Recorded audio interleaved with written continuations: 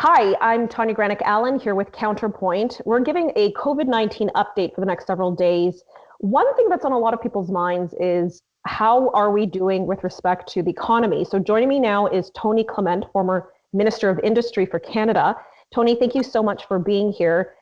We're hearing a lot of figures thrown at us in the last few days. Over 1 million people have applied for EI or unemployment. Potentially 20 to 30% unemployment going forward after perhaps we're done this COVID crisis.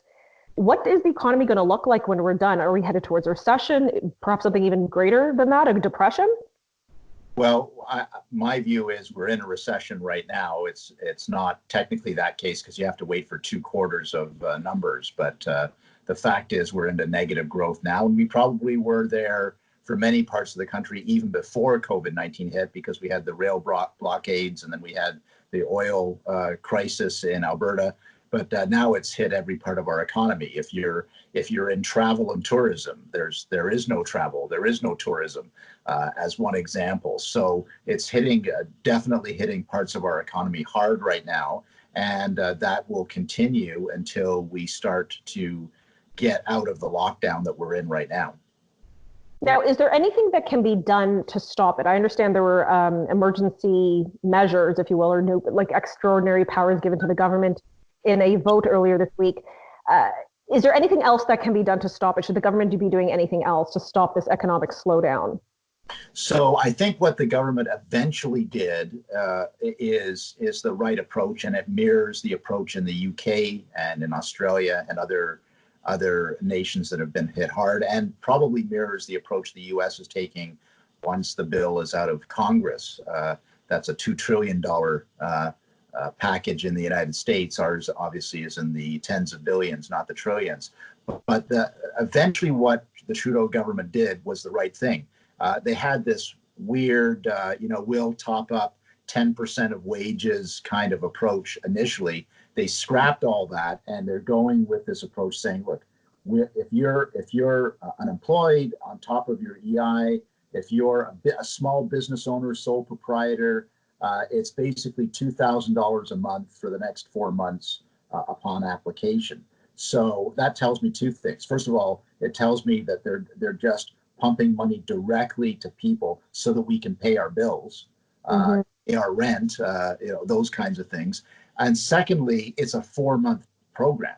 So what does that tell you? It tells you this thing isn't over next week. It's not over next month. They're planning for the longer haul. So that is, I think, the right approach. The UK government, which is a conservative government, basically is guaranteeing workers' salaries up to 80% of your salary. And so that's their approach. Doesn't matter if you're a sole proprietor. Doesn't matter if you're a salaried or a wage worker. 80% is guaranteed. That's a big item, but it will get them through the short term. The second part of your question is we got to get out of what we're in right now, which is lockdown, so the economy can kickstart again. When that happens, your guess is as good as mine, but the sooner that happens, the better for everybody. So is there anything practical that we should be doing as persons, as small business owners, or is there anything else the government can do to get us out of this mess that we don't even know how big it will be? I guess we'll have to kind of wait and see.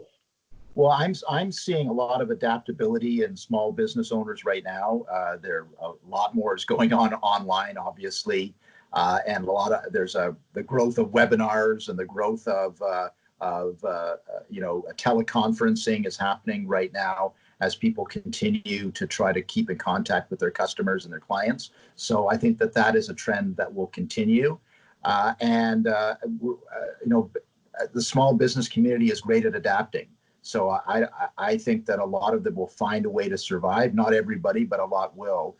But the next big debate in our society, Tanya, and you may have heard it here first, is my contention is it's actually easy to lock down. Everybody agrees we had to lock down. Everybody was prepared to lock down. We saw what was happening in other countries. They were locking down, so Canada is locking down. That's the easy part. More difficult question is, when do we end the lockdown? When is the lockdown over? Some public health officials are saying we need 3 weeks of no new cases before we start lightening the lockdown. we may never get to 3 weeks of no new cases. When is that going to happen? Is that next month? I don't think so. Is it next year? Maybe, if we're lucky. So at some point, and we're seeing this debate in the United States right now, people don't like this debate happening, but it's happening, is how do we measure the costs of lockdown, the economic costs of lockdown versus the public health costs of not locking down? It's definitely a very delicate balance. On one hand, you're crippling the economy. On the other hand, you don't want to send people to their deathbeds. So it's right. A very tricky situation. And there's other things as part of the debate. I'm seeing this in the U.S. debate right now.